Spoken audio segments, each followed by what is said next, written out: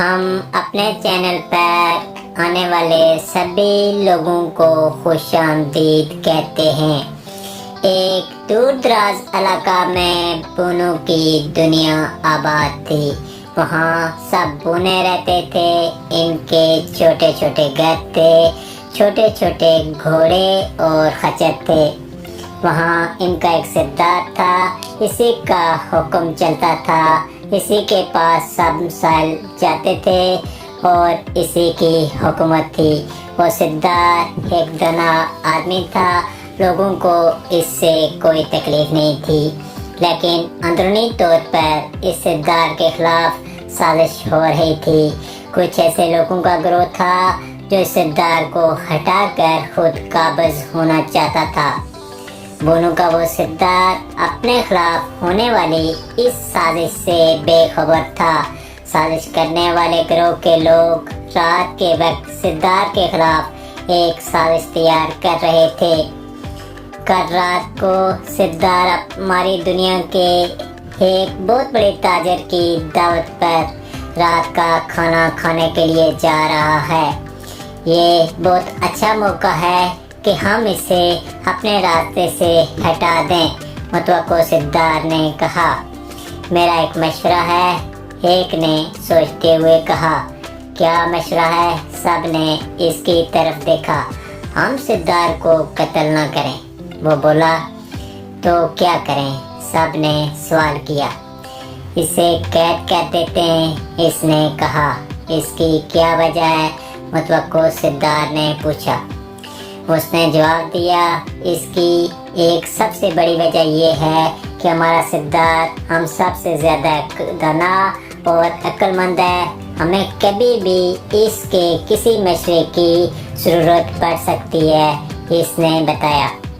इसकी बात सुनकर सब ने एक दूसरे का मुंह देखा। मुतवक्को सरदार को गुस्सा आ गया। इसका मतलब है कि मैं इतना अक्लमंद और दाना नहीं हूँ। मेरा ये मतलब नहीं है। इस बंदे ने वजाहत करनी चाहिए। मैं तुम्हारा मतलब खूब अच्छी तरह से समझता हूँ। इससे गुस्साया हुआ था।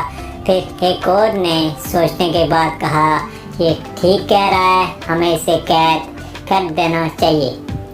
फिर कुछ देर तक बहस हुई और सब ने इस बात को मान लिया कि सरदार को कत्ल न किया जाए बल्कि कैद कर दिया जाए। मुतवक्को सरदार को हालांकि ये मशवरा पसंद नहीं था, लेकिन फिर भी इसे सबके साथ ये बात माननी ही पड़ी। दूसरी रात को जब सरदार दावत के लिए जा रहा था तो साजिशी टोले के आदमियों ने सरदार को अगवा किया और एक खुफिया जगह कैद कर दिया। पूरी बस्ती में ये खबर फैल गई कि सरदार को किसी ने अगवा कर लिया है। खूब तलाशी हुई। इस दौरान मुतवक्को सरदार ने सरदारी संभाल ली।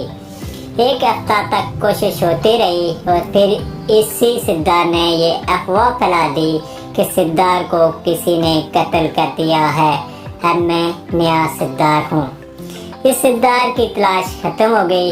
जिंदगी फिर मामूल पर आ गई और लोग पुराने सरदार का तज़किरा शाही ही करने लगे। अचानक इस बस्ती पर एक आफत आ गई। एक बहुत बड़ा वन मांस जाने किस जंगल से निकलकर इस दुनिया में आ गया। इसका कद इतना छोटा, इतना बड़ा था कि बूने देखकर डर जाएं। वो वन मांस जंगल की तरफ से चलता हुआ आया और आबादी में जो ही दाखिल हुआ, सबसे पहले एक बूने की नज़र इस पर पड़ी तो मारे दहशत और खौफ से इसकी आंखें बाहर निकल आईं। वो चीखता हुआ अपने घर में बंद हो गया। वन मांस चलता हुआ कुछ और आगे चला गया। इसके पैरों तले कुछ मकान भी आ गए जो इसके बोझ से मुसम्मार हो गए। वहाँ से बूने निकलकर दाएं बाएं भागे। देखते ही देखते बूनों की दुनिया में इस वन मांस का चर्चा हो गया। हर तरफ खौफ फैल गया। एक जगह वन मांस ने एक भागते हुए बूने को पकड़ा और ऊपर उठा लिया। बूना खौफ से ही बेहोश हो गया।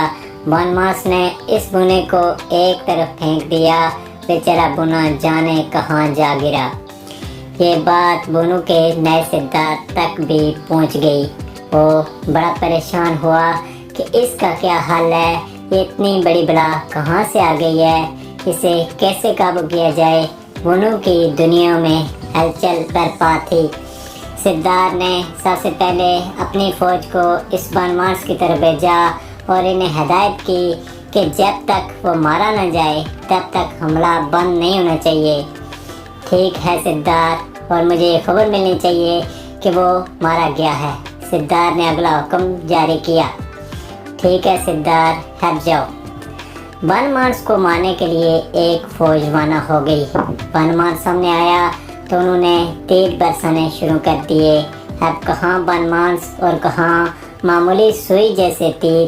بنمانس کے کان میں جوں بھی نہیں رینگی بلکہ وہ آگ بگولا ہو گیا۔ غصے میں آ کر بنمانس نے امکانات توڑنے شروع کر دیے، جس سے یہ ہوا کہ بونے بھاگ کر اپنے گھروں سے باہر بھاگنے لگے۔ گلیاں لوگوں سے بھر گئیں، شور برپا ہو گیا۔ فوج کا سربراہ بھاگ کر سدھارتھ کے پاس پہنچا۔ سدھارتھ جی، وہ بلا بے قابو ہو گئی ہے، کیا تم نے اس پر مسلسل حملہ نہیں کیا؟ ہم مسلسل حملہ کر رہے ہیں لیکن ہمارے تیروں کا اس پر کوئی اثر ہی نہیں ہو رہا ہے، اس نے بتایا۔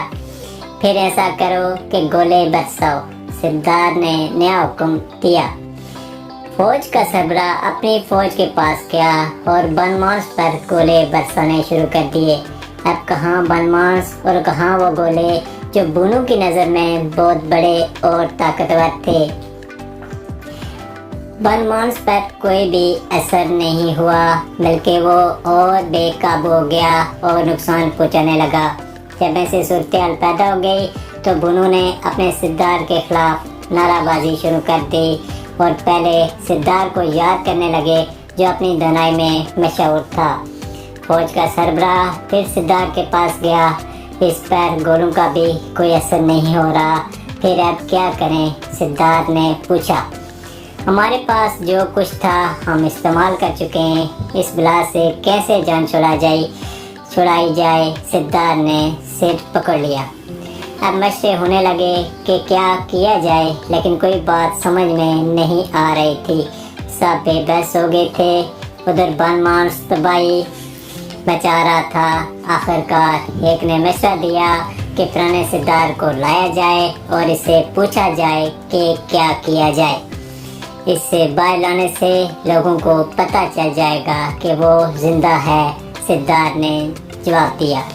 لیکن اگر نہ لایا گیا تو ہماری دنیا کو وہ بلا ختم کر دے گی۔ سدھارتھ کے پاس کوئی چارہ نہیں تھا کہ وہ پرانے سدھارتھ کو باہر نہ لاتا۔ ویسے بھی اس سدھارتھ کے خلاف لوگوں کے نعرے عروج پر تھے۔ اس پرانے سدھارتھ کو باہر لایا گیا۔ پرانے سدھارتھ نے پہلے تو مشورہ دینے سے انکار کر دیا، مگر پھر سب کی منت سماجت اور قوم کی حالت دیکھ کر اسے رحم آ گیا اور پھر اس نے اپنی بونی قوم کی مدد کا فیصلہ کر لیا۔ سدھارتھ نے سب سے پہلے اس بنمانس کو دیکھا اور پھر سب کو حکم دیا کہ جب رات کو بنمانس سو جاتا ہے تو تب راتوں رات ایک بہت بڑا گڑھا کھودا جائے۔ چنانچہ ایسا ہی ہوا۔ جب رات کو بنمانس سو گیا تو ایک گڑھا کھودنے کے لیے بونو کی ایک فوج مصروف ہو گئی اور دیکھتے دیکھتے انہوں نے اپنی ہمت سے ایک بہت بڑا گڑھا کھود دیا۔ پھر سدھارتھ کے حکم سے اس کے اندر سوکھا بھوسا پھینکا جانے لگا اور پھر اس گڑھے میں جانور کا گوشت رکھ دیا گیا۔ گوشت سدھارتھ نے اس بلا کی جسامت کے حساب سے رکھا تھا۔ جب صبح بنمانس اٹھا اور اسے بھوک لگی تو اس کی نظر اس گڑھے میں پڑی، وہاں گوشت تھا۔ وہ اس گڑھے میں اتر گیا۔ فوراً سدھارتھ کے حکم سے بھوسے کو آگ لگا دی گئی اور فوج اور بھی لکڑیاں پھینکنے لگی۔ دیکھتے دیکھتے ایسی تباہ کن آگ بھڑکی کہ وہ بنمانس جلنے لگا۔ وہ بامشکل باہر نکلا اور اپنے جنگل کی طرف دوڑ لگا دی۔ جس سدھارتھ نے سازش کی تھی اس نے بھی اقرار کیا کہ عقل مند ہی ہوتا ہے اس کے بعد وہ بنواس کبھی اس طرف نہیں آیا اور پہلے سردار کو دوبارہ سردار بنایا گیا۔ اس اسٹوری کا اخلاقی نتیجہ ہے کہ عقل مند انسان ہمیشہ عقل مند ہوتا ہے اور بیوقوف ہمیشہ بیوقوف ہوتا ہے۔ آپ سب سے ہماری ریکویسٹ ہے کہ ہمارے چینل کو سبسکرائب کریں تاکہ آنے والی اسٹوری آپ تک بر وقت پہنچ سکے۔